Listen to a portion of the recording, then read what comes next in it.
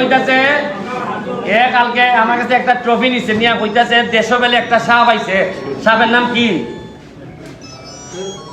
কি সাপ? রাসেল ভাই সাপ। ঠিক আছে আমি পরে আলাপ করতেছি, যা এখন যা। এরকম কিন্তু পাগল না, কিন্তু আপনারা এরা আইনা দেখাইলাম কেড়ে জানেননি, এই লোক তার বাপের কিছু সহজ সরল টাইপের ছেলে।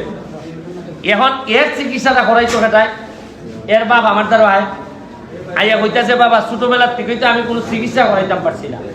এ কিন্তু ভাগ হলো না, কিন্তু যদি চিকিৎসা করাইতে পারতাম ঠিক মতো, এর ভাবে করাইতে পারতো, তা আজকে ছেলেটা এইভাবে বানে বানে ভুললো না। আমরা এইসব ছেলেদেরকে আমি মনে করি নেতা হিসাবে যে আমরা পারছি না, এটাও আমরা ব্যর্থতা।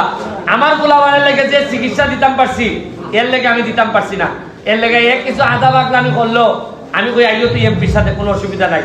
যে এলাকার এমপি ভারে না ভাগল ঠিক করতো, এই এলাকার সাথে তো এমপির সাথে ভাগলই থাকতো না, লেখাটা থাকতো।